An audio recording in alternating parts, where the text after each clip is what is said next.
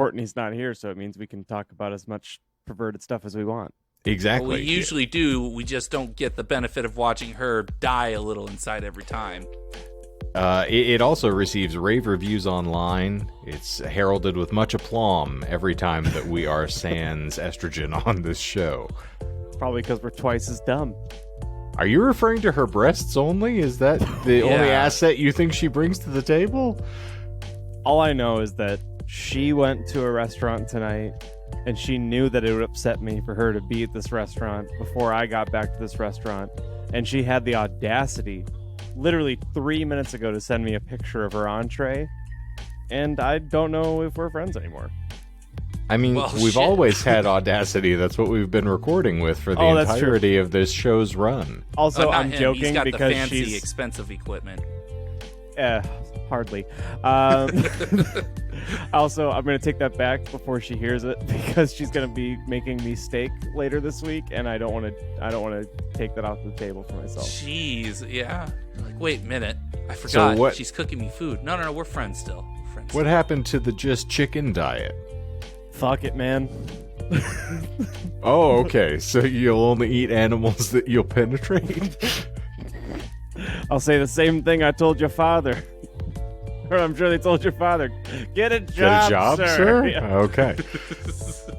On the subject of bovine hot beef injections, do you know what you call an extremely randy collection of bulls?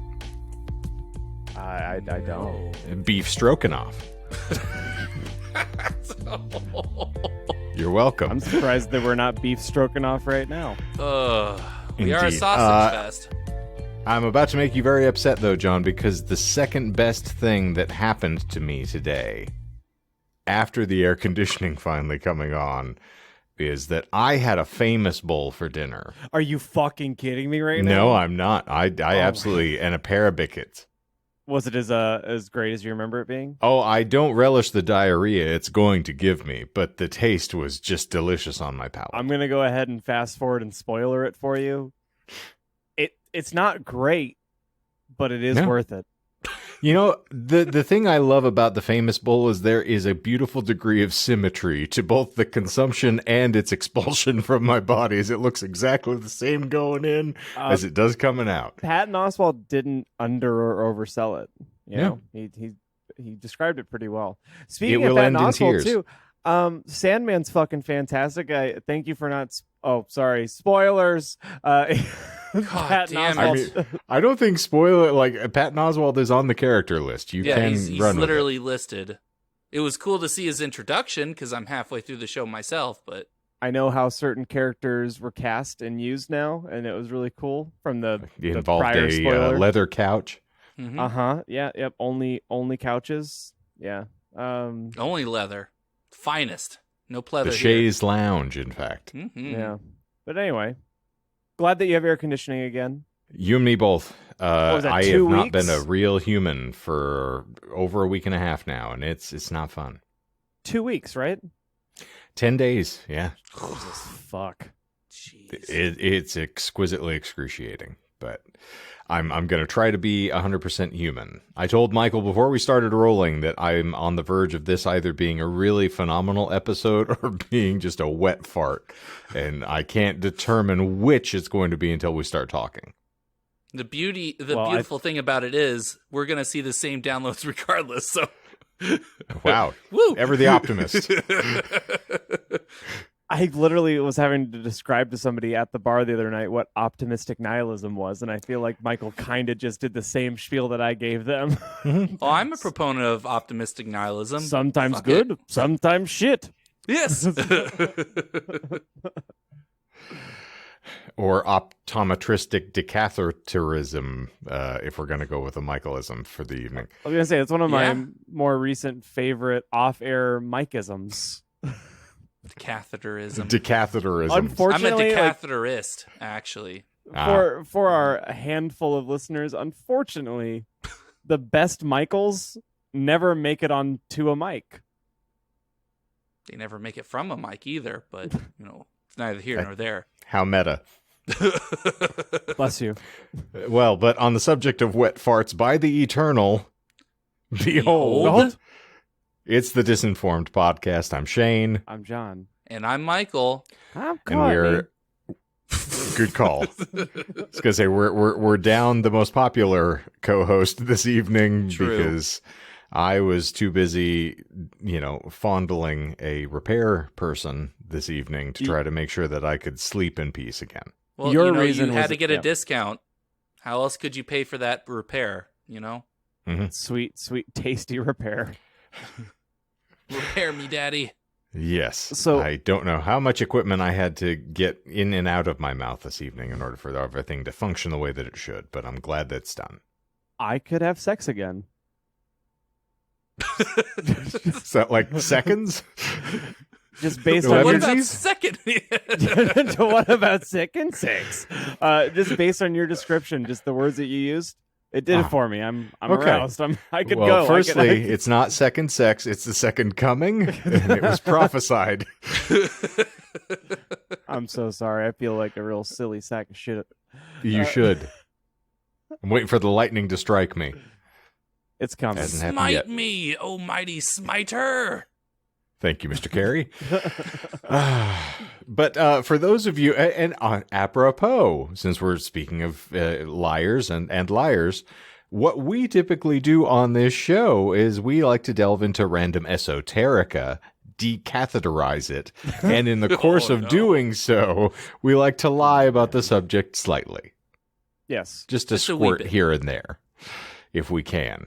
But even if we don't ferret out what the lies are, because that is the goal of the show, we will tell you what we fibbed about at the end of the episode so that you don't leave disinformed, because heaven help us, we have enough of those in the great country of America right now. Yeah, True you are that. correct, Shane. The three of us sometimes are indeed squirters. Indeed. I got nothing after that. The perks of an enlarged prostate is that you, life is like an enlarged prostate. You never know what you're going to get. Sometimes you piss, sometimes you don't. Sometimes good, sometimes shit. Occasionally together. But I'm really excited about this episode this evening because we're going to be delving into a topic that I've admittedly flirted with for a while over the course of our building up to our Stephen King oeuvre, our lengthy discussions about his approach to writing and how he comes up with characters and concepts. This evening, we are going to be discussing the Stanley Hotel. Oh. And it's Oh. Michael seems less than impressed after all He's that. trying to Wait a remember what minute. the Stanley is. Yeah. Okay, well, just give me a moment and I'll get around to Okay, it. But cool. on the record, I will say we have 6 lies this evening, gentlemen, and be as slappy as you would like because the subject warrants it. Excellent. Oh, no. Oh, God. You're he's going to break slapping it his- again. He's slapping his face with his mic. Careful And it with your looks- boomstick there, brother. And it looks so phallic. It always has. Your That's little xenomorph dick there is one of my favorite setups. I will Oh say, no! I I get pictured it acts like the mouth that fucking the head opens and another tinier dick comes out. the stupid shit that I've bought lately.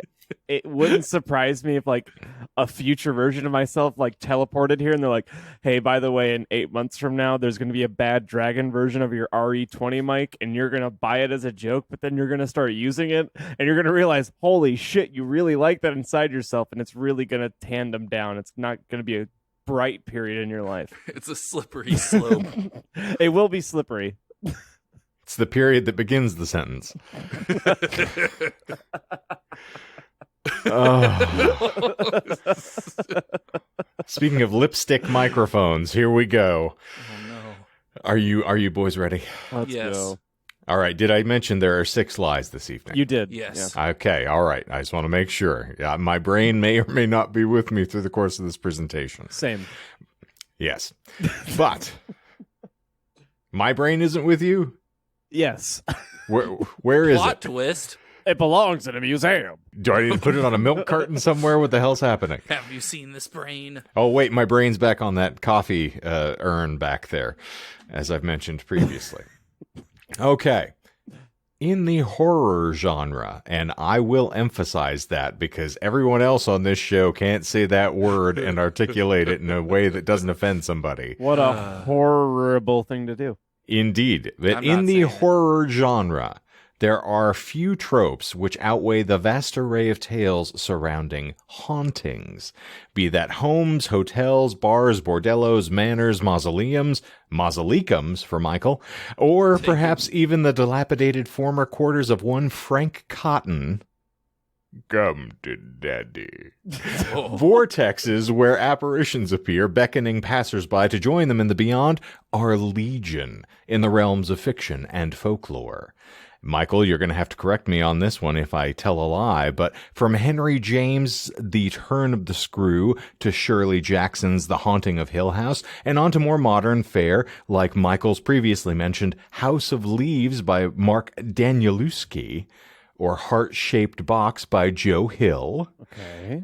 or filmic iterations Courtney discussed in a prior episode, like Ju-on or The Grudge. Human fascination with the afterlife and its earthbound denizens is exceptionally well documented. In point of fact, ghost hunting is currently counted amongst the apex American pastimes.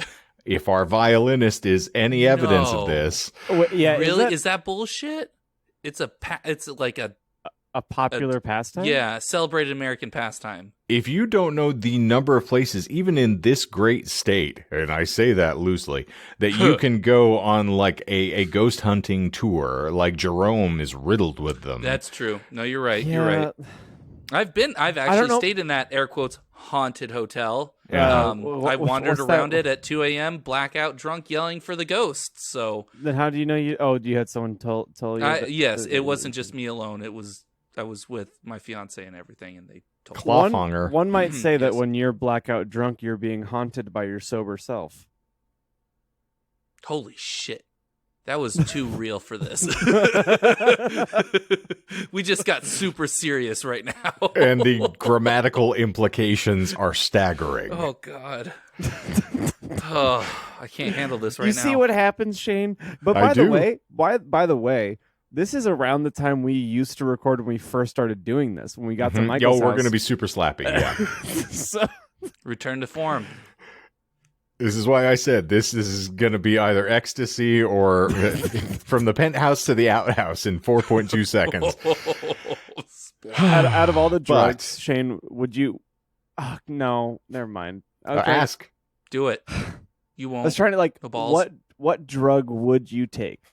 Like let's say there's a magic amount of money where you're like a blanket amount. It's like for $1 million, Shane does one drug that he gets to choose. Everyone just gets to watch you take this drug. Like, what drug would you take? I mean, obviously DMT. Would you actually? Would DMT be your top choice? Joe Rogan has told me there's no other way to fly. Oh, I thought you were on the kratom. By the way, if you haven't had Buffalo Trace whiskey, it is delectable, and my beard smells like it often. He doesn't drink. He just coats his beard in it. It's No, it's there not- is it's a not yeah, it's not there's a lot. beard wash that is scented like Oh. the bourbon barrel, and it is a Buffalo Trace sponsored beard wash, and I'm in love with it. That He actually wants- does sound pretty cool. Oh, it's great. He wants to smell his age, not drink like his age. No, I want to be like the cask that the material is fermented in, just bloated and full of weird fluids. Bless this Also mess. Indeed. So, call it fate, call it luck, call it karma. Ghost stories are rich ore, often mined by creative minds for fictional fare. And with that said, yes, diagram that sentence, Michael. Good luck. I was agreeing with it. Good. I'll I allow processed it. Made sense. Yeah, well, there is one spectral parable in particular standing at the pinnacle of penned narratives, a radiant representation of imagination, the apotheosis of all ghost stories, if you will. Stephen King's The Shining. King's personification of a malefic mansion in the Colorado Rockies often stands atop the list of supernatural fiction for readers and writers alike, and for good reason. Between King's book, which sold over 500,000 copies, Kubrick's film, which grossed $47 million at the box office, and the later TV miniseries and, of course, sequels, the story has easily ensnared the hearts and minds of millions with its unnerving imagery, debauched denizens, and nuanced descent into madness. Did Yes, you say it only did. 500,000? 500,000. Books are not what you think they are, my friend. I mean, just in general, from when it published to today. In the source that I looked up, they said it has sold over 500,000 copies. Wow. So weird. You have you looked at the New York Times bestseller lists? No, but So, do you have a reasonable approximation for what a typical bestseller moves, particularly in the current market? I guess that's Well, I a fair wonder- point, but Like, it's hold the fuck on for a second, because let's see, like... Because I'm even thinking of something that like requires a lot more entry to get into. Video games, like there will be video games that typically sell several million. Yeah, but that's a video game. It's not a book. Yeah, but we're talking If you're- about like a great best-selling novel. If So- you want to talk about an indictment of Americans as consumers, like who I guess, reads yeah, that's- books, Michael? Nerds! They did back in the 70s when they had nothing else better to do other than disco. So I looked this up just for context, because I feel like this meets us both in the middle, or kind of in the middle here. Deathly Hallows shattered sales records upon release, surpassing marks set by previous titles in the series, holds the Guinness record for most novels sold within 24 hours of release, with 8.3 million sold in the U.S. So... What Within 24 hours. So I'm not lying. No, I know about so. the thing. I know No, so. So I- you yeah, can no. look this up as Yeah. whether or not you consider that to be criminal. But yes, where I looked according- at, I'm saying Yeah. that Michael's not crazy Your to think, source. like, no, we're all dear... but that's also Harry Potter's kind of a phenomena versus standard, fictional fare. That's what I was trying to kind of say, is that, like, yes, for the Did you- fact that, like, The Shining is, let's call it, like, a cult classic, yeah. 500,000 in book sales is a lot. Comparative And- to these juggernaut franchises, And all too often, people more associate it with the film than they do the book. I guess that's fair. That is a fair point. Yeah, I in spite got of the Michael to fact watch that- a movie. Mm-hmm. Speaking of J.K. Rowling, did you hear that she came out with a new book recently? I don't like fucking 2 care. days ago. It's like it's a book about a YouTuber that is a transphobe and gets and laments the fact that they're getting canceled. Are you So joking? pretty much, Are you no, joking? That's I'm fucking not. real. And it's 600 pages more than Dune. It's over 1,000 pages long. Yes, yeah. It came out like a couple days ago. Is The it metaphysical musings of intolerance. getting? Sorry, Yeah. we're getting off topic here. That's all. That's all I wanted it's to say. allowed. Because that was the one description, the one comparison was that it was 600 pages more than Dune, and I felt like you two would understand. I cannot fucking believe this shit. This is hurting Twitter me. kind of blew up for a bit because of it. Oh How my delightful. Oh my Yeah. god! Yeah, from NPR 7 hours ago. Exactly. You just J.K. Rowling's new book is about a transphobic character getting doxxed. Good. I don't. 1,000 fuck- pages of that somehow. When I heard that, I immediately thought of like Atlas Shrugged. Like, Let me save you 980. Fuck that person in 20 pages. fuck that noise. Done. I mean, I could see a gross description of fucking that person for 20 pages. That Oh, no thanks. Pass. Okay. Anyway, Pass. Anyway, sorry. I just another- wanted to mention that. back yeah, it's to a Blake Crouch book rearing its ugly head again. Oh, God, the closets. haunted Oh. things, not haunted people. I haunt hotels, not tragedies. But, I haunt my here whole we go. family. Yeah. If you wanted honesty. Anyway. It is a tale so embedded in the American pop culture consciousness that many overlook, pun intended, the real-world origins of King's story. Apparently, our Lord and Savior was inspired to concoct the sordid story of the Overlook Hotel and its myriad manifestations by another infamous historically haunted hotel, the Stanley Hotel in Estes Park, Colorado. Stanley's imposing, picturesque facade radiates a sense of menace from the austere white paint, arched, oracular windows, and solitary visage against its serene, verdant surroundings. The structure itself stands as a testament to the unnatural imposing upon the pastoral, a metaphor for man's ravaging of natural beauty, and thus its impact on one of America's most prolific wordsmiths is easily understandable. If you want to look up some pictures of the Stanley Hotel if you've not seen it, it's worth saying. Have you seen it, Michael? Nope. John has certainly seen it, and he has got a DVD to prove it. Yeah. Which we'll get to later on. But what could conceivably have scarred the fabled Stanley's psyche? Oh. What, pardon me, Michael, spiritual energy so pervades the space as to inject dread in those who simply look on it? That's Chuck Testa. Indeed, Chuck Testa. I've got the most popular mount in Colorado. Disgusting. Anyway, the Stanley is nestled amongst the stony foothills of the Colorado Rockies, much like the Overlook, near the quaint tourist town of Estes Park, in point of fact precipitating the city's existence. The hotel itself was birthed while its founder, Freelan Oscar Stanley, was, ironically, near death. In 1903, the 54-year-old inventor of dry plate photography, the hair clipper, the Stanley steam engine, and eventually the infamous rocket racer, was diagnosed with tuberculosis. Stanley steam engine? You have never heard of the Stanley steam engine? No, I'm you said to be slappy, so I'm slapping that engine. Indeed. Yes, he invented the Stanley steam engine. That's actually the only one that I would believe completely. Hair clippers? Mm. Huh. No, that's bullshit. That was patented by George H. Coates, in point of fact. Okay. Yeah, you fucking idiot. Yeah, I'm like, I study up on patent law. Like, it's obviously. Oh, mm-hmm. Yeah, that's one of my few enjoyments. They were patented in 1903 when the hotel was founded, so I figured I would just give it a whirl there. It was still patented that late? How did they just use blades to cut? Like, Not scissors, like motorized hair clipper. Oh, you fucking dolt. idiot. The fuck?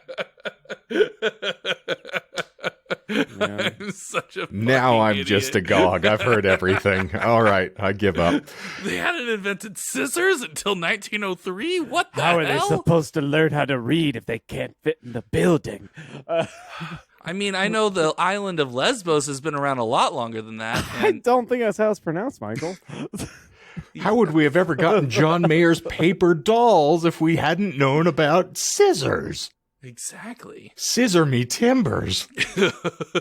I don't know if he listens to the show, and he probably doesn't, but one of my coworkers' best friends, Twice removed. twice removed, is a really nice guy, super eccentric, but he loves John Mayer, and he always, and Margot, for that matter, and he always nerds out when he's at the bar.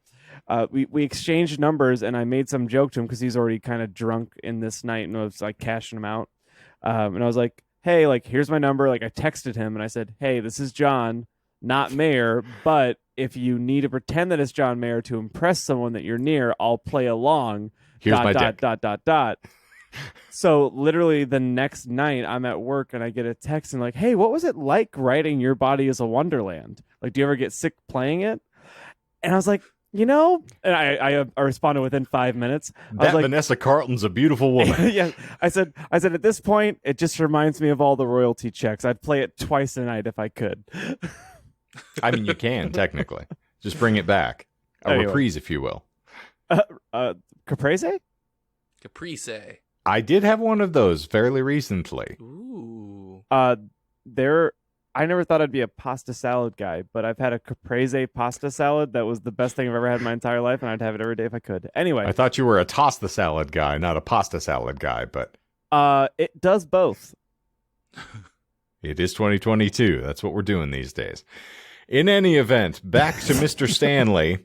Because it was believed at the time that fresh air would help to slow the onset of the disease, that being tuberculosis, for a reminder, or more realistically, just provide a pleasant backdrop for one's remaining days, Freeland, affectionately known as F.O. by his friends, and his wife, Flora, were sent to Colorado.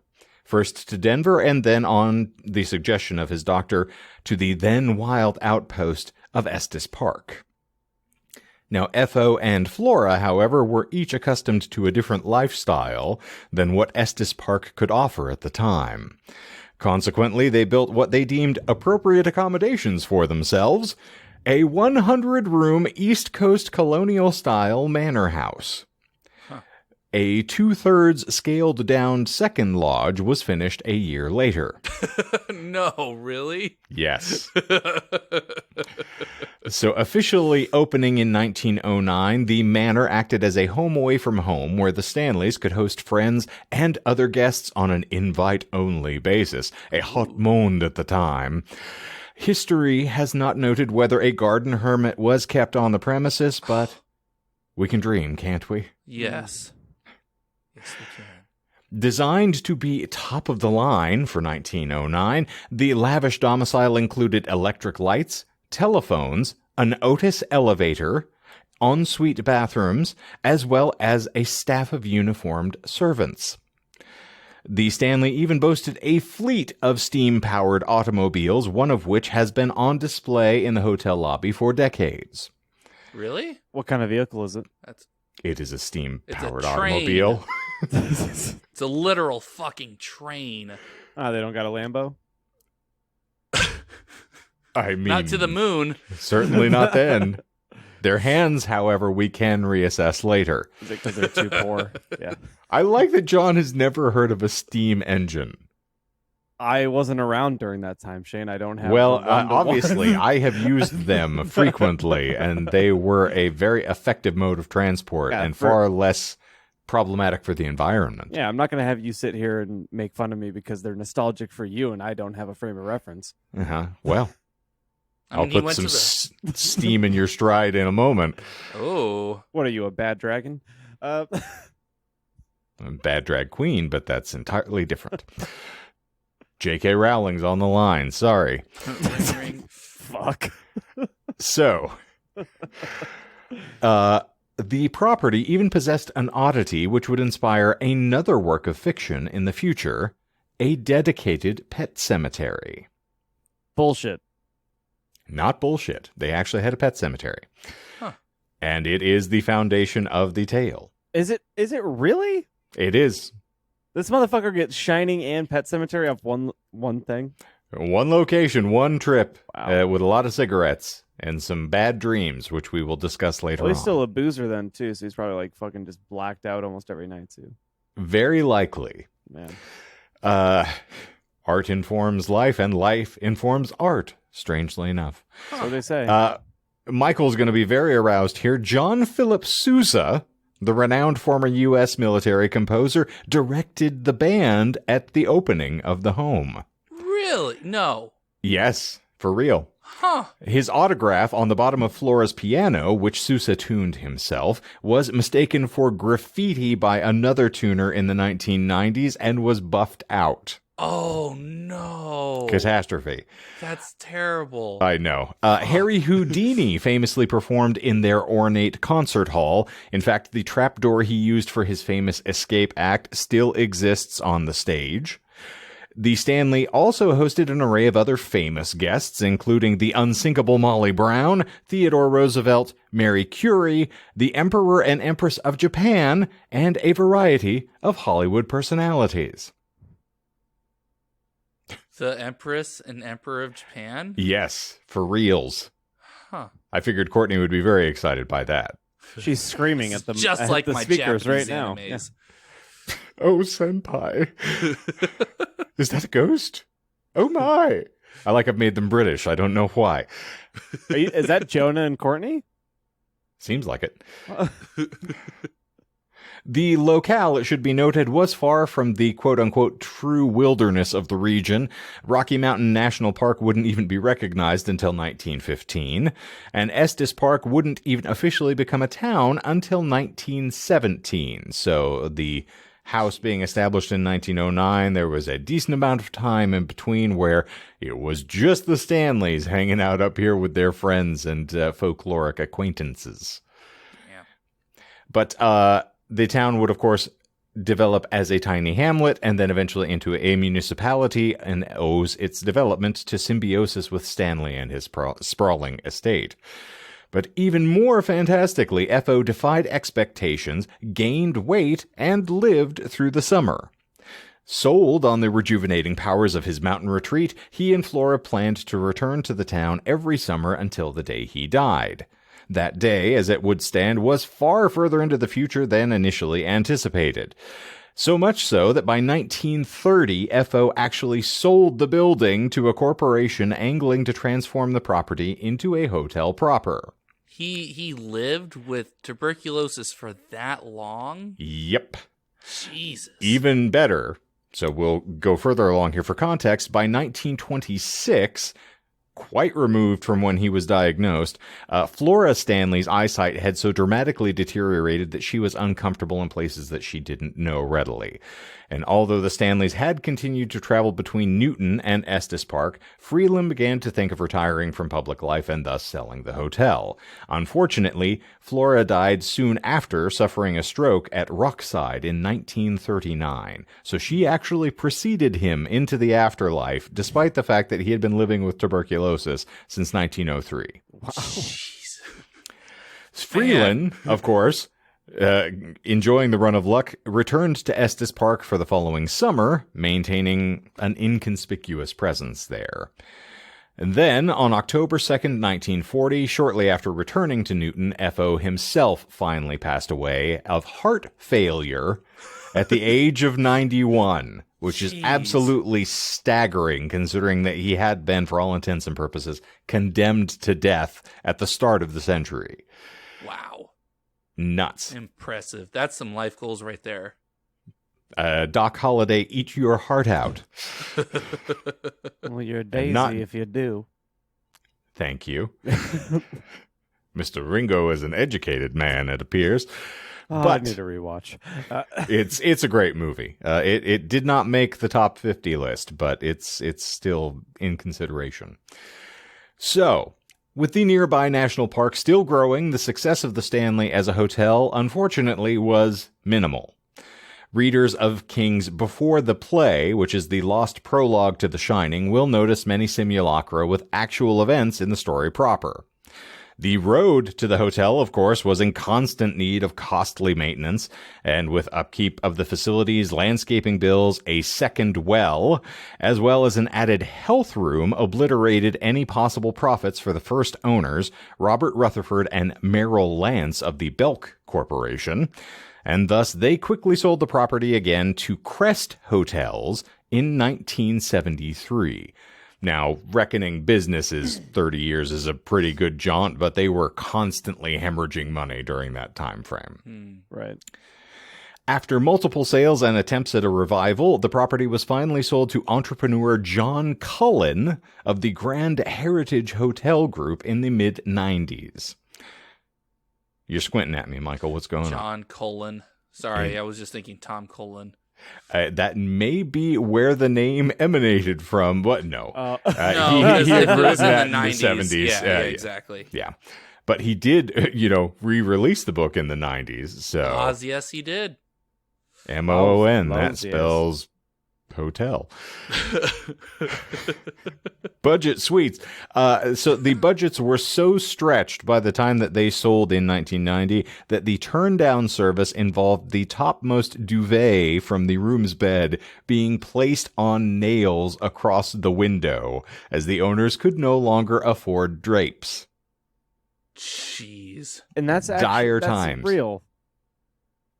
Yep. Wow. The property could have continued that way, a decaying vision of opulence, if it wasn't for an assist from one Stephen King. The on-site pet cemetery, as we've noted, did spark King as the premise for Pet Sematary later on, but in late September of 1974, King and his wife Tabitha, bless you, spent a night at the Stanley. He recounts the experience thusly on his website. We were the only guests, as it turned out. The following day, they were going to close the place down for the winter. It's a horrible Stephen King impression, I know. Actually fucking Like, spot on, sounds but like? that is what he sounds like. I listened to his Sadly. entire audiobook for On Writing. That's Stephen King. That's a spot on Stephen King. Jeez. Wandering through its corridors, I thought it seemed perfect, maybe the archetypical setting for a ghost story. That night, I dreamed of my 3-year-old son running through the corridors, looking back over his shoulder, eyes wide, screaming. He was being chased by a fire hose. I woke up with a tremendous jerk, sweating all over. How tawdry. Within an inch of falling out of the bed. I got up, lit a cigarette, sat in a chair looking out of the window at the Rockies, and by the time the cigarette was done, I had the bones of the book firmly set in my mind. Well, Must be fucking nice to be confident, you know? Yeah, most certainly. Shit. King stayed in the book's infamous Room 217, or 217, if you will, which morphed into Room 237 for Kubrick's adaptation.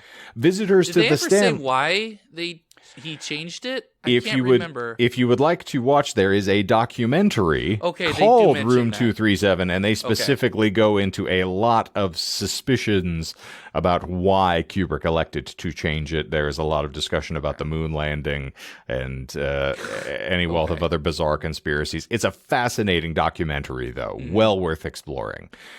They go through how he set up shots in particular and would constantly change everything that was in the background in order to make it make sense for him. But there's also stuff that is then incongruous, particularly when Jack is trapped in the food storage.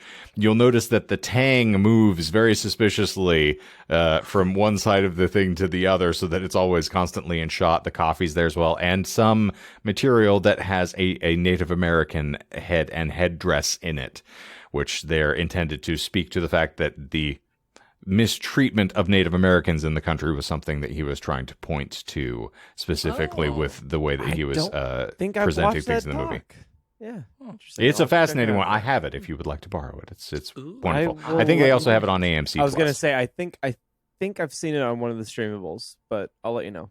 Because that's not the only definitive Basically. documentary on that, right? I saw one on The Shining. Oh, then They have a years ago, documentary but- that was made while they were shooting. That's it's existential stuff, superstitial stuff on the DVD Blu-ray combo Okay. from Target. Oh. From As opposed to Walmart. From Okay. Target. No one Target. buys from Walmart. Not even In any Walmart. event.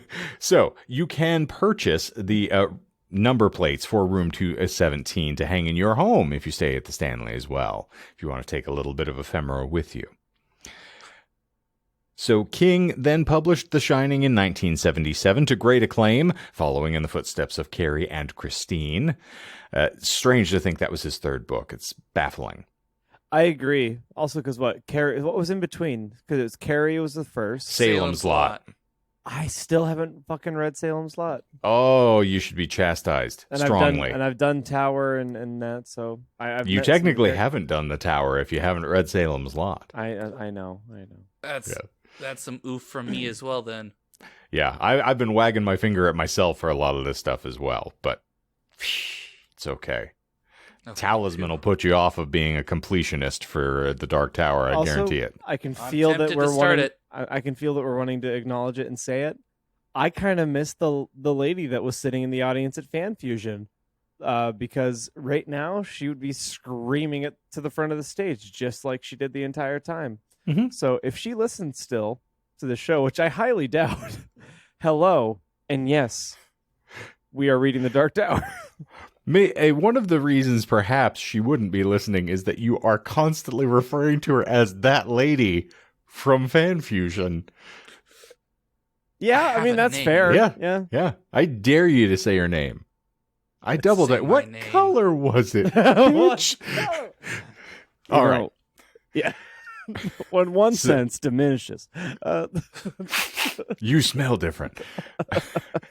So the book, of course, would be adapted into a feature film by Stanley Kubrick in 1980, though King, unhappy with Kubrick's interpretation of his iconic work, wanted to invest in a cinematic do-over, staged, appropriately, at the Stanley Hotel, which Michael may or may not know based on the look on his face. Of course, the owner, not Tom Cullen, but the Culligan man, did agree, and production trucks rolled in, bringing with them the McGregor ballroom stage, wallpaper, and heavy upholstered furniture, which still decorates the hotel today. Say what you will about the miniseries itself, and I know that John and I both have a warm place in our heart for it. I love it. There is a wealth to love about it, including its preservation of the Stanley Hotel for posterity. Of course, the subject of King's work and the hotel's rejuvenation brings us to, of course, the most important question of the day and why we're even talking about this thing in the first place. Is the Stanley haunted? Now, guests certainly seem to think so. Throughout the hotel's history, there have been routine reports of ghostly apparitions in the quiet watches of the night. An oft-recounted tale involves one Elizabeth Wilson, who once acted as the chief housekeeper at the Stanley. During an early summer storm on June 25th, 1911, Wilson, head chambermaid at the 2-year-old hotel, went into room 217 with a lit candle, only to tragically discover there was a leak in the hotel's acetylene lanterns. Her candle ignited the gas, causing a major explosion and destroying about 1/10 of the hotel. Ooh. As a result, Wilson was put into a coma. She survived? She did eventually regain consciousness and continued to work at the hotel until 1950. Oh. A lot of the stories also... I'm sorry, John, go ahead. Oh, no, I was being insensitive. Go ahead. Oh, fantastic. Ooh, do tell. Apparently no. Moving on. So what's even apocryphal to this story is it's noted in many places that the hotel actually paid for her treatment while she was in the hospital convalescing. Oh, yay. So bless them. That cares. At least they were being decent. Because this was long before any consumer or employee protection laws or anything like that. They didn't have to do a thing. Most certainly. Fuck you. Yeah. So that's pretty cool. And it might be one of the reasons they were hemorrhaging money, but here's to them for being decent. They cared too much. They just cared too much. It's something it's a lofty goal to aspire to. Mm-hmm. Actually treat your workers with respect and compensate them about them when they're hurt in the performance of their duties. So, according to some guests who have stayed in room 217, not King, mind you, but they claim the maid is still attending to the space in the afterlife. Occupants have said they woke up with their rooms straightened and their suitcases neatly organized.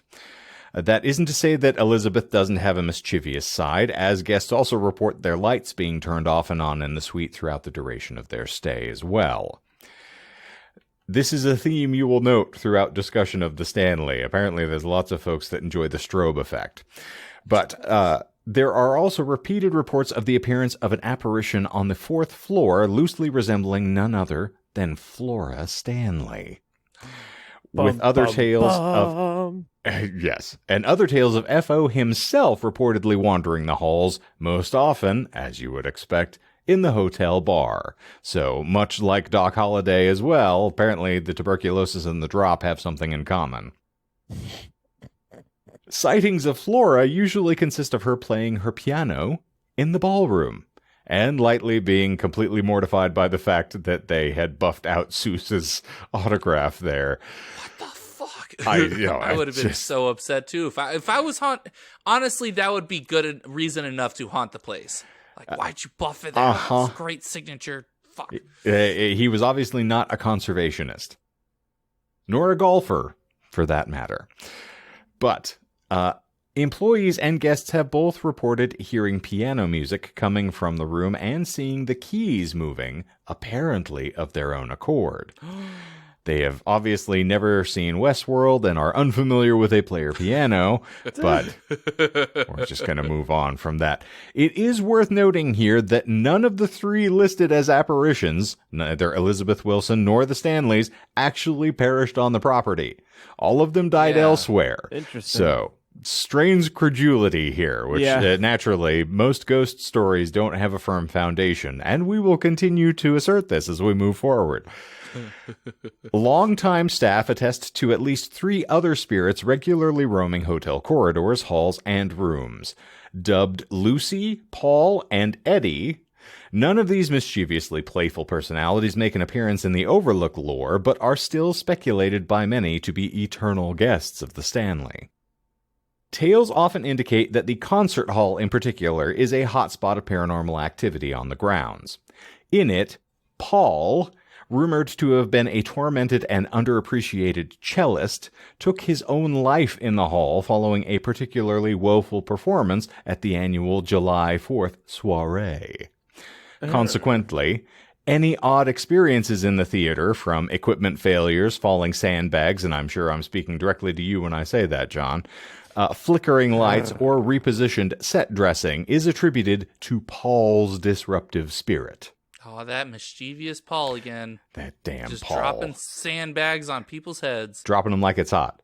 Mm-hmm. Paul is also believed to flicker flashlights of touring groups and paranormal investigators. Because who wouldn't? It's just so easy. It's so fun. It's like, do the trick. Do the thing. Whoa! Lapdogs of the afterlife. Yes, beg for a treat, why don't you? Lucy also wanders the concert hall, so it's a very popular place, apparently. Also tampering with lights and lifting spirits. Now, I'm pulling this from someone else's account, and it is extraordinarily cheesy, so I try to dress this up as much as I can, but the puns are aplenty, and many of them are not mine, for once. Well, I was going to say, if it sounds like they're, frequenting this place, it's a local haunt. She's back on the light switches again. So you said lifting spirits? Indeed. What, like whiskey? Rum? Oh, okay. Gin? I was like, there's 3 different ways I was going about this. So Lucy is a source of some consternation for me, and I'll explain why as we move forward here. Uh-oh. Purportedly a billiard girl who frequented the Stanley in the 1930s, Lucy is... If you're not familiar, in the Old West, if they were trying to skate away from calling a place a brothel, they would call it a billiards room. And then you could show up and, play a little pocket pool with some of the ladies. This is my billiards room. This is where the balls slam. Ooh, you seem to have scratched. So Get Lucy... the 8-ball in? Sorry. Yipes. Lucy is believed to have met an unfortunate end at the hotel. And what an unfortunate name for a woman of ill repute as well. Like, no one wants to play with Lucy. You're not going to have a good time. Poor Lucy. She's too loose. Thank you for explaining the joke, Michael. I desperately needed that. Deconstructive history with Michael Clark. So the reason why they're called Coopers. Anyway. Ribbit. Now, Lucy is believed to have met an unfortunate end in the hotel, as I indicated. There is some factual foundation from which this claim originates, as a report exists of a young woman by the name of Claire Welker, who was found dead by asphyxiation in an unoccupied suite on the 3rd floor in 1933. The police investigation couldn't determine whether foul play was involved, as no obvious signs of strangulation were discovered on her body. Now, despite her confounding death in a locked room, the typical Sherlock Holmes scenario, the coroner's report, however, lists her COD as one of Michael's favorites, death by misadventure. Oh, no. Man, that's pretty fucking rough. When I watched 1,000 Ways to Die, that was like every single one. Uh-huh. It's actually one of my favorite. I linked it because typically it's something we derive from the UK, but a death by misadventure as recorded by coroners on death certificates and associated documents is one that is primarily attributed to an accident that occurred due to a risk that was taken voluntarily. So, Yep. Well, you're in a locked room by yourself. Obviously, you shouldn't have done that. Like, as everybody in a hotel is in a locked room by themselves. But, rookie mistake. Indeed. Mistake. You should have brought some spirits with you. Yeah. Or at least a fire hose. But Ms. Welker's death is often recounted as though she were a guest who aspirated in the hotel restaurant as opposed to someone who died under suspicious circumstances. Shockingly enough, her passing is one of the few documented deaths to have actually occurred on the property. No, I'm not kidding. Really? So, allow me to take some sting out of the episode here. In actuality, as hauntings go, the Stanley is something of a phenomenon.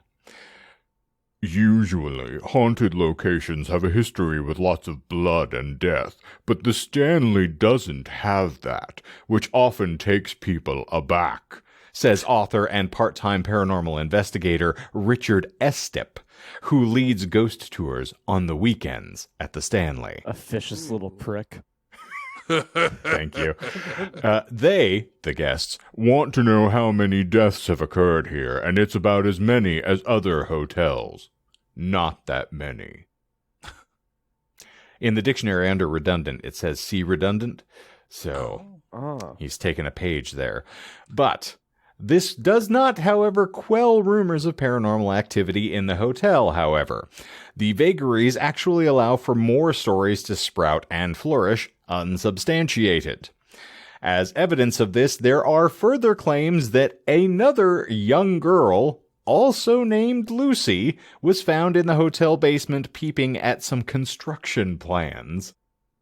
What young child is going to be worried about, architecture? I have no clue.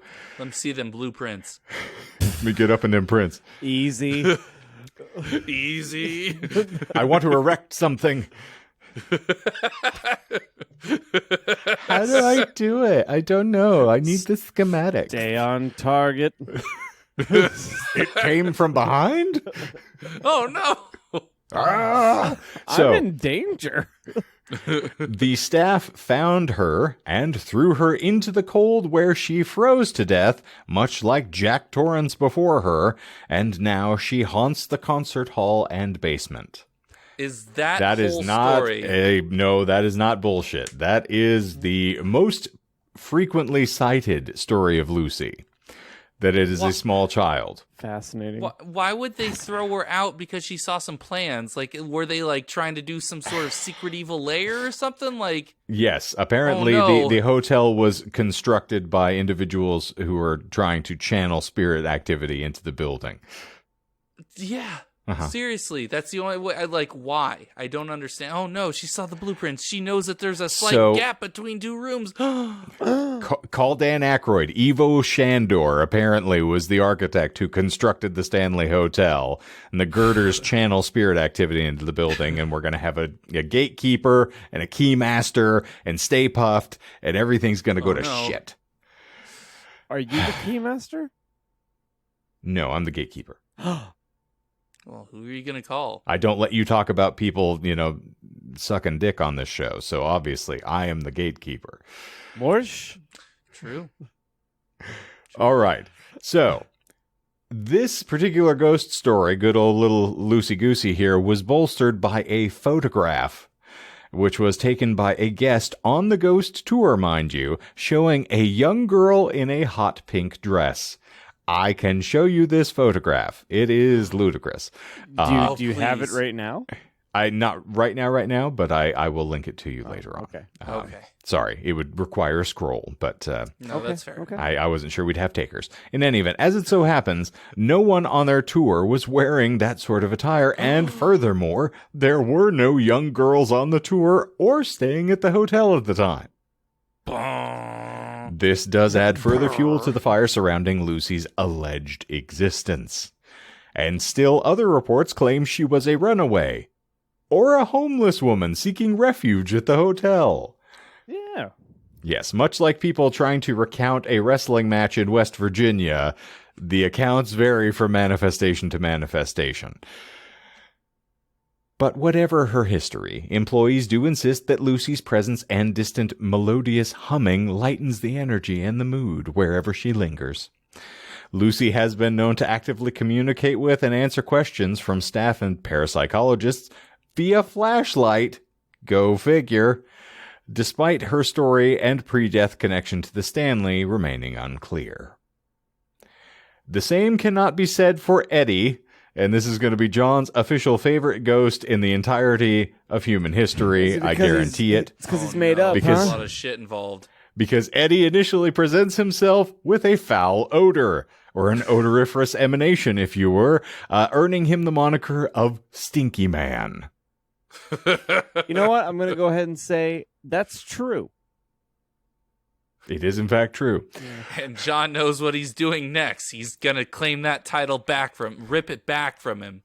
But apparently offended by his unofficial title, Eddie switched tactics and began exuding a more pleasant smell.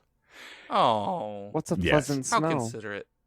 Roses. Roses and Come. lavender. Potpourri. Ooh. I love me one of them potpourris. Oh, chimichurri? It's Oh, one of man. those special potpourris, you know, the fragrant bark of a tree rubbed with some coriander and dried figs. Oh, yes, indubitably. Yes. Excellent year. Potpourri. Yeah. His presence, however, still seems to cause discomfort, as he remains the resident prankster and prevert of the hotel, often suspected of stroking hair and kissing the cheeks of the female guests. Someone's got to do it. Ramses! According to the visiting psychics and mediums, this is purportedly due to a life of hardship, pun not intended. Okay. So yes, Disappoint. it appears that dear Eddie was an incel. Oh no, it keeps happening. Room 407 is supposedly haunted by Lord Dunraven, who was the original owner of the land prior to F.O. Stanley. Some guests have reported seeing his face in the window even when the room isn't booked. Can you see how ridiculously lush these stories are? Obviously founded on fact. Right. Next on the list, an oddly affectionate cowpoke is thought to reside in room 428. Often noted as frequenting the room in the dead of night, the chap-clad cowboy apparently likes to sit in the corner chair or pace the floor. He is quite the dilettante young gentleman, of course, as one couple reportedly asked him to leave the room, and he obliged them. I said, I do declare that you need to exit this room. The He's science, like, okay. the science Okay. of phrenology has proven that. All right. Is the Lord guy bullshit? The Lord Nope. haunting? There was a dude named Lord Dunraven. Brackenfeather. Brackenfeather? Yeah. Okay. Brackenfeather. It sounded. It needed to be like 30% more British. She was Lord Pumplemoose. Thank Damn you. near killed her. Bless you. Also. Phew. There is no history, of course, to corroborate the gentleman caller cowboy, but there is something to be said for a gentleman who leaves when asked and will tuck a lady in at night. He apparently also, yes, I missed that sentence. I was so rudely interrupted. There are other occupants that typically are women that indicate they've been awakened by his kissing their foreheads goodnight. They're already asleep. Why would you kiss them goodnight? So they sleep Well. harder. Sleep harder. Sleep forever. Oh no. But anyway, good night. Bum, bum, bum, bum. Anyway. It could be Roland. We don't know. Likely owing to King's related nightmare surrounding the suite, the ghost of a small boy is said to appear outside of room 217, calling out for his nanny. Oh, nanny. Nanny! Oh, nanny. Oh, nanny. Nanny, Oh, I seem nanny. to have soiled my ditties. Nanny! A nanny? Nanny! You're 30 years old. Just go change your pants. No. Nanny. I don't have to change for anybody. I can continue to do what I want. That would be I'm terrifying. not going to change for anyone. That would actually be terrifying if it went from little boy voice to deep Shane voice. Where it's like, oh, nanny? It's like, actually, no, I'm fine. It reminds me of the Michael has probably not gotten there. John, have you finished Sandman yet? Episode 9 of 11. Okay. Have you seen the convention yet? No, I'm so fucking excited. Okay. All right. Well, then I will I'll say, save the joke for later. not but yes. to be off topic though, but the bottle episode in the diner is exactly how I wanted it to go, and I didn't think they'd have the balls to go as hard as they did. So Yeah, they certainly did. very, very happy with how the series is going. Pun intended, because there's a lot of sex in that sequence. Oh my god, yes. All right. So, believe it or not, as I alluded to earlier, not all the ghosts in the Stanley are purported to be of the human variety. Owing to the pet cemetery on the property, the hotel owners buried their pets, and of course, pets of occasional guests from time to time, and subsequently guests have reported seeing the ghosts of some of the animals wandering the property. Among them are a golden retriever named Cassie, and a white cat named Comanche. And they have all been spotted throughout the grounds, including the hallways and the guest rooms. Are those names real? They are real, sadly. Why? I mean, maybe it was thought to be an Indian burial ground and hence Comanche. I don't know. How terribly off color that comment. Anyway. Myriad phenomena, not necessarily attributed to the aforementioned usual suspects, have been reported throughout the property. The sounds of partygoers, bygone celebrations, and children laughing, particularly on the 4th floor where the children and nannies once stayed, can often be heard. The hotel's preternatural afterlife is often palpable and has attracted professional skeptics and paranormal investigators alike. I'm going to return to my old haunt here, pun intended. The Travel Channel's Ghost Adventures and, of course, Sci-Fi's Ghost Hunters are two of the many teams that have investigated the occurrences. Most do claim to have heard voices and thumping and saw strange lights, but that happens at any hotel, depending upon the time of the day. Bump me, daddy. Thumpa Wumpa. What? Tub thumping? Yeah. I get knocked down, and I get up again. You're never going to keep me down During the thumping. That's where the ghosts come into play. I knew it here. So the Ghost Hunter's lead investigator, Jason Hawes, had a glass on his nightstand shatter not long after the closet door opened and closed. Metaphor. I do like we are now closed here, and the lights have gone out in Georgia. So, like, I've been plunged into darkness as I said that. Like, ooh, this is gonna be fun. In any event, who is it? A handful of the incidents can, of course, be attributed to breezes or issues with the piping and ventilation systems.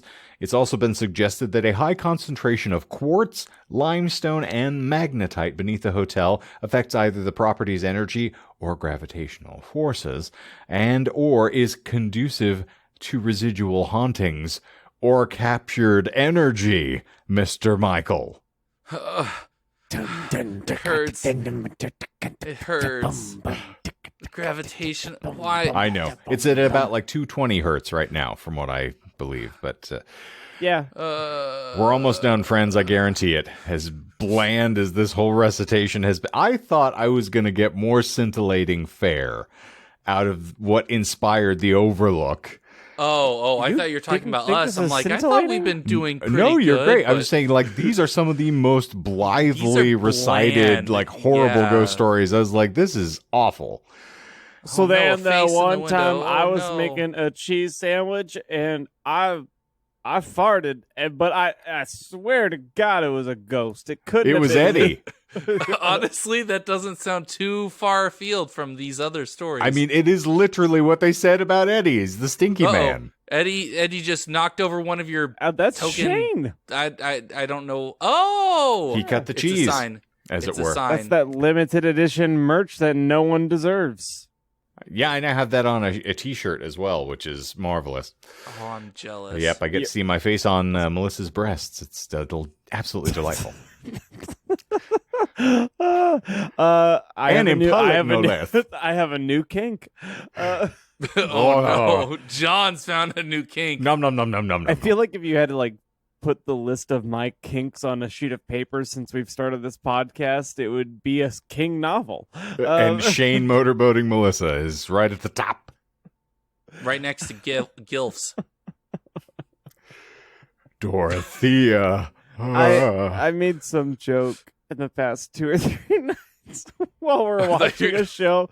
Like I turned to Becky and I was like, and this is why Shane won't fuck my mom anymore. And I forgot that she doesn't listen to the show. So, I need to punctuate that.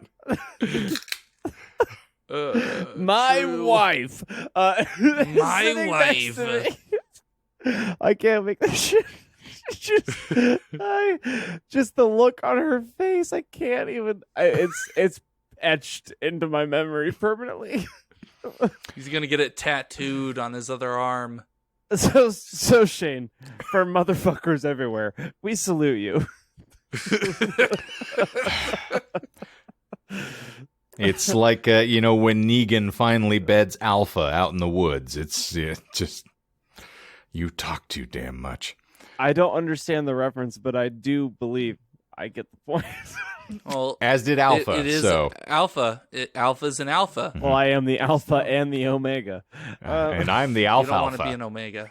Oh no. I'm from Melmac. I eat cats. I mean pussy. Wait, no, sorry. You Okay, we were smell way different. too slappy. Alf? We got to kill this thing. So, countless guests have further attested to eerie occurrences not easily discounted. Lights Okay. turning off and on, doors opening and closing, laughter emanating from an empty room, phantom footsteps, shifting shadows, and inexplicable drafts and chills have cemented the Stanley's stature as one of the most haunted hotels in America. Now, I lifted that from someone's like hotels.com review, apparently, because, yeah, that's just common occurrences in almost every home on the planet, really. But Especially an older building. It's had electricity for at least a century. which was installed in the 1900s. Yeah. Yeah. So, although individual employees are hesitant about making any definitive statements on the subject of the supernatural inhabitants, there are many variations on the theme. We like the guests to make up their own mind. Oh yeah. Of course. We don't want them to stop paying. The Stanley does not shy away from its reputation as one of America's haunted hotels. But regardless of the reason for your stay, and allow me to channel a bit of the haunted house from Disney here, you're likely to have an otherworldly experience at the Stanley Hotel. And just like a cemetery or a horror story, folks are simply dying to get in there. Yeah, I got a question. Did any of these fucking fuckers ever pop out of the walls and take a huge messy shit? He's like, I've been waiting this whole time. I wish. I just wanted some sort of fecal ghost. Please. Nope. Big Nary fat one. load of cum then. Yeah. I am the shit ghost. Just Smelly Man. And that, friends and dedicated listeners, is the bland and barely coherent tale of the Stanley Hotel. It's the Wonder Bread of ghost stories. Well, me and my Honestly. fidget widget salute you. Bless you. I will say it is a testament to the creativity of King. Would you two stop fiddling with your preciouses? Oh man, my fidget cubes. Ooh, some ASMR here. My fork fingers. Ooh, my neurodivergent distraction. I mean, yeah.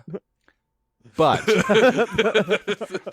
allow me to Tarantino for a second. What the fuck was I talking about? You guys cut me off. So, a testament to Stephen King and his genius. You can take something so bland and nonsensical as this hotel and turn it into the stuff of nightmares for people all across the country, and nay, the world at this point. What's the if you had to think about it super quick, Shane, the weirdest story idea that you've gotten, like in a similar kind of circumstance, like the smallest thing that bloomed into a story for you? You say that as though like I'm a published are author a with just, prolific untold author. books. Dozens. I mean, dozens I thought it of was worth published throwing works. a dart at the board. I mean, I did write a short story called Balloons Are for Parties, Not for My Privates, wherein I discuss an elderly individual's trip to the urologist based on my own experiences. And it was a delightful tale. When did you write this? When I was in college. So in 1892, I published this story, and Dude, I was medicine has well come ahead so of my far. time. Yeah. They weren't even talking about the sheepskin prophylactics back then, so I was ahead of the game. Oof. Well, so that you can have the sensation of not wearing a condom while wearing a condom. And see, the balloon I was referring to is the one they have to put in your urethra to give you an unblockaded pathway. But Man, wish I would have known you then. Sounds hot. yeah, it's a good time. Got rave reviews from Gary McCarthy, who is a published author who was teaching me at the time. Okay. Yeah, he's an award winner. And So that link is in the show notes. yes. He likened me to a young Gene Shepherd, for those of you out there who enjoy Wanda Hickey's Night of Golden Memories and other debacles. Yes. Good luck. All right, here we go. Excellent read. Anybody have some stabs for any of my nonsense before we get out of here? The boy outside 217. That seems too on the Crying nose. for the nanny? Yeah. That is true. That is a story that people have claimed. Again, I think it's largely influenced by King as opposed to something that predated the story. You are That's fair. the father. Nanny? Nanny? I didn't even know I had naughty bits. My testicles hadn't dropped yet. Not without my nanny coming to Lifetime. All right. John, have no anything? No. Oh, I'm not shocked. All right, moving on. So, Michael, congratulations. You did get the one lie that I wanted to throw as a layup here. That the hair clipper was not invented by Freeland Oscar Stanley, though. He was very famed for the Stanley's steam engine. I'm going to force you to look that up and do a little history lesson there. Don't do Urban Dictionary, though. It's not The worth Stanley your time. steamer is not just something that gets wrinkles out of your clothes and your Shar-Pei puppy. Not with that attitude. No, you'll need new clothes after that. Especially if it's in Cleveland. But lie number 2 of the list of other famous dignitaries, Marie Curie is not one of them. I was going to I watched ask, your eyebrows go up, but you went to the Emperor and Empress of Japan instead, which I appreciate. Yeah, I was like, why would she be there? She's a scientist. I mean, a badass scientist, yes, but Badass. She was dead at the time. She wasn't. I'm kidding. I was like, no, all right. wait a minute. So, lie number 3 is I did a rousty to you here. They did not detail any of the things which inhibited the hotel from making money. So all the stuff I added in is literally just lifted out of before the play.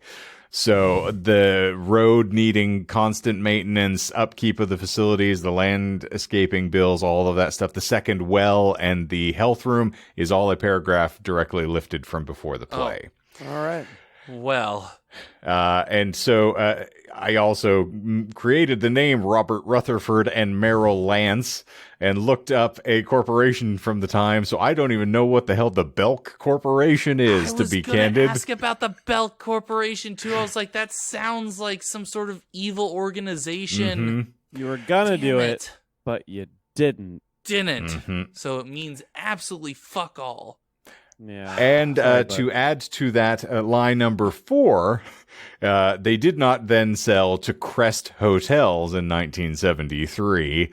I just found a list of an active hotel at the time, and Crest sounded delightful. In fact, refreshing to the palate. Oh, yeah. Yes. Yes, so that's lie number 4.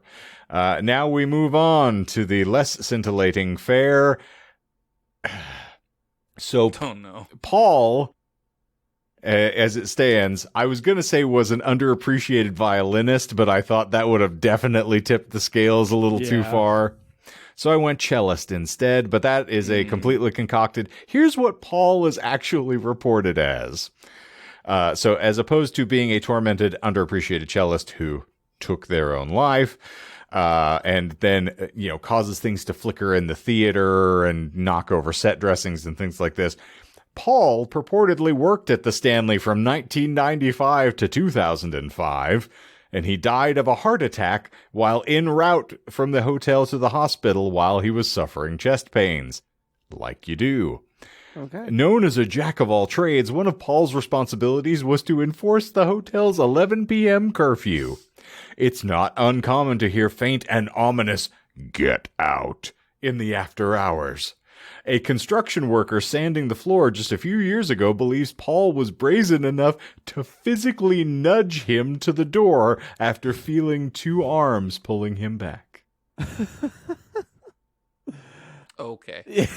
Yeah. I mean, I Appropriate guess response. I got to give a little bit of creativity points to the get out. It's closing time. It's Can't closing go home, time. can't sit here. Exactly. Even better, like one of the things that they fame him for is that he even told the lady of the manor, Florence, to get out. I'm like, how? He was there in 1995. She'd been dead for almost, 70 years at that point. I don't know. He's a time traveler. Add it to his story. Makes it a little bit more interesting. And speaking of making things more interesting, I had to do so with Lucy as well, because... Which one? So, the purportedly a billiard girl who frequented the Stanley who died in a locked room, that is all me making stuff up and making funnies, hence the inclusion of Death by Misadventure, because I was delighting myself by making something that was at least readable for the course of this show. Shit. Because, the way that they list her in this is that it's just a young girl who saw some construction plans and they kicked her into the cold and she died.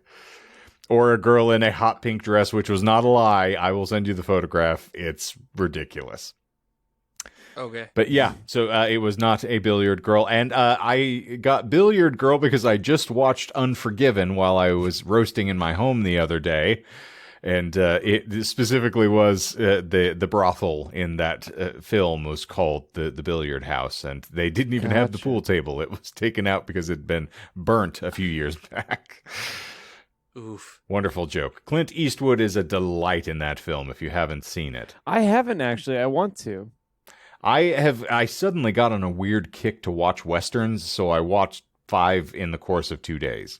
I know it's not technically a Western. It's not a Western, but for some reason, talking about Westerns makes me want to finally rewatch No Country for Old Men. I mean, it does have that feel.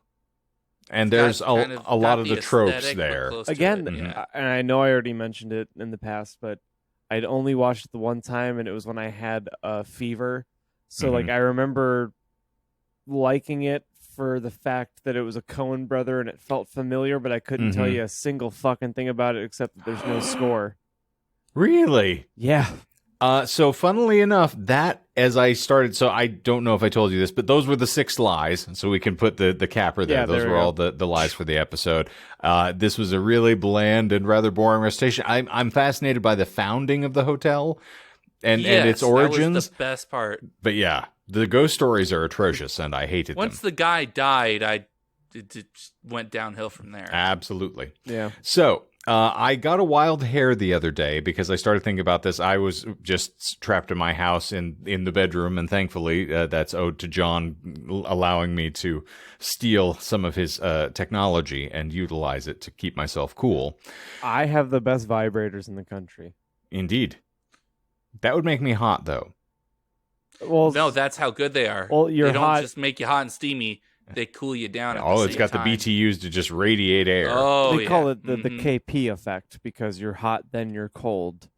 You're yes, then you're no. You know? You're in, then you're out. I'm out, definitely. I wanted to say I was up, but I'm definitely feeling down after that. Well, I kissed a girl and I liked it. Same. Anyway, you're saying. That cherry chapstick. So... Cherry chap dick. In any event, I started watching a bunch of Christopher Nolan movies that I hadn't watched in a coon's age, if you will, and really fell in love with The Prestige again. Dude, that's such a good fucking movie. Really phenomenal movie. And so I started... Oh, go ahead. Sorry. This is related. That's what I'm here for. I saw a post on one of the movie subreddits that I follow on how they foreshadowed all of the character deaths, like as far as character relationships, the deaths mirror each other. Mm-hmm. And I'd never really paid attention to that because there are so many good plot lines that pay off in that movie that I just didn't really gather it. So it's still like I'm always reduced to tears watching that film. It is a constant, like it's very touching. So I started thinking, I was like, I think that Nolan actually moves up. Like I might even place him over Tarantino in my appreciation of directors. Yeah. And I adore Tarantino, but I'm like, Nolan hasn't made a bad picture. Like, and so I started thinking about this and I was like, where would I start ranking this? And I was like, I have not listed my top 50 films in probably over a decade. I haven't even thought about it. And I was just like, just as a weird litmus test to see where I am. It's always fun for me to start like weighing things against one another. And I'm not going to run the whole list down here because that's just, it's a lot. That's extra content we can discuss another time. That's definitely an after dark bit of content we can discuss, and everyone else can come up with theirs if you're inclined. But I broached it. 50? Fair. Every Nicolas Cage movie ever. It's possible. He's over 60. Yeah, he definitely does. He's over 70. I have done the quiz. So, No Country for Old Men is my favorite Coen Brothers picture and actually cracks the top 10 of my favorite films.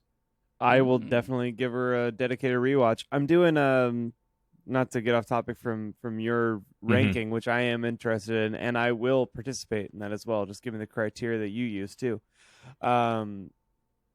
IGN, I think, got on an A24 kick, or they had like a March Madness kind of bracket thing with A24 movies. Ooh. So now there's like a quote unquote definitive ranked list of best A24s, like top 10. Oh. Or maybe it's like top 12 or it's a collection. It's some number. It's enough. Yes. It's enough to work on, and I love going, top to bottom on those lists. So you fucking do, you dirty little You never lister. go top to bottom. You go front to back. So I am going to start working my way through the list, and the first one to watch is a movie that I didn't like initially, but then the more that I think about the movie and like read about the movie, I like it, but I haven't rewatched it since the first time, and that's The Lighthouse. Okay. Have you watched The Lighthouse? I still haven't seen it. Same. I need Maybe to. we should just all watch The Lighthouse together. I'm intrigued. I can save it. For a in-person hang. I think that would be a blast. And also, I have an idea now with like some isolated mics that if you wanted to do your hit like you can't isolate mics. It's never a good all idea. I was like, we're room. back in 2019. There's an isolated mic somewhere. We could tease it, and if it works, it does, and if it doesn't, no one's gonna fucking know. We could mystery theater it, and have mics in front of us and just talk. Although I feel like that's our Shane's viewing worst of nightmare. No, I was going to say, I think our viewing of The Shining was a delight. I miss all of the commentary that went on watching that, ruining Courtney's first time. Yeah, I feel like if you edited it, so like considering you couldn't see the screen anyway as an audio medium, like I feel like if you just had your hot takes and someone had seen The Lighthouse and listened, it'd be fun, probably, maybe. I mean, they used to do this all the time. I think they called them riff tracks riff tracks. Yeah. That's how they would just record it separately from the actual audio, and then they would sell the audio, and they would have what was his name? This something or other. It would be a robot that would just like read a line from the script so that everything was lined up. Yes, so you could sync their reactions immediately. And it's basically like just a mobile director's commentary or some other commentary that floats along with the film. Yeah, it was actually by the people that did Mystery Science Theater 3000, the first cast, I think. Interesting. Yes. So I said they, but yeah. In any event, it's vagaries. So, Apropos, though, of A24, Ex Machina is still in play in the top 5. With so. good reason. Where's Sicario? Sicario really is number fond of 20. Okay. It's in contention, which is very strange. Okay, I look forward to doing this. Okay, one more question, then I'm going to let it lie, and then when we wrap up, you're going to send me the criteria so I can start plucking away. Because I feel like you have a criteria for how you list. To a degree, but a large. I mean, it's largely purely taste, like subjective. It's what the movie means to you. So don't do it based on its intrinsic worth as art. Because if the film is more popular, I could care less. There are films on here that are obviously it's just because I adore it. Like The Fifth Element is on here for me. Oh yeah. I would argue question, that has intrinsic value on its own. But anyway, my question, but it's not like the award-winning film. Yes, right. Yeah. But I would say that that already sets the criteria. Yes, like you're basing it purely off of your own enjoyment of the film. As evidenced, Predator is on here. Fantastic.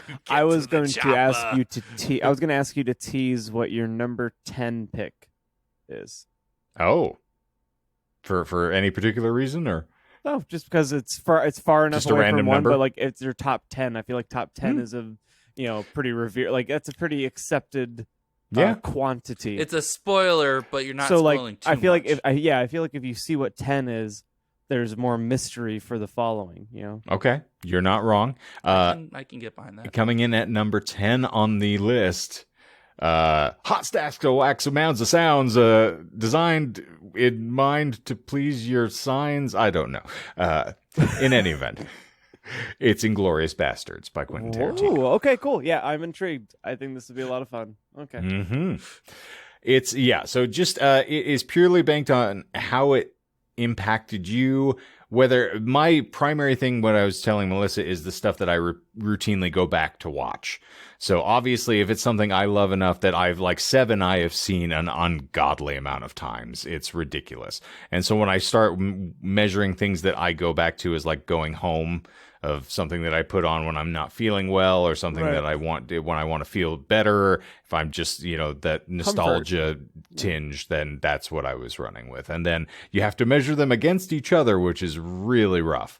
But I noticed a lot of stuff from the same directors. So my top 5 directors are definitely very well represented over the course of this list. I would expect that too, yeah.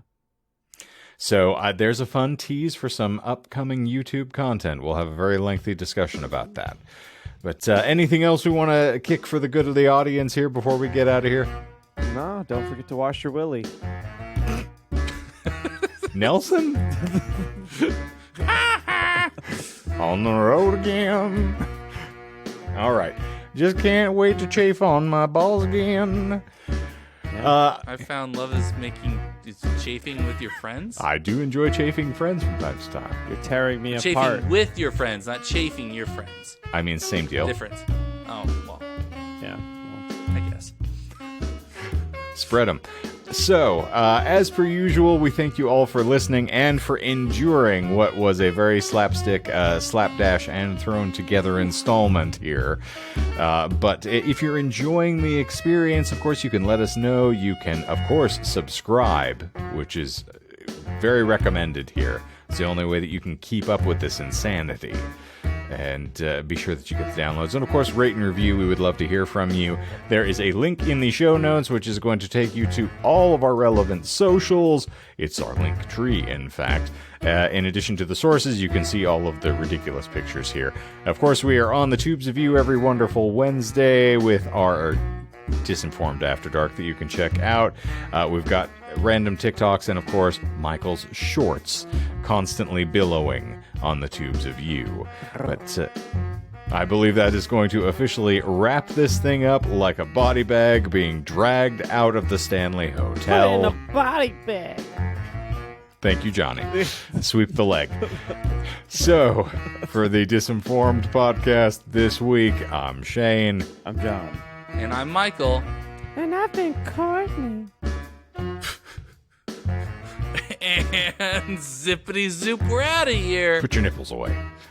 No, Aw. not gonna.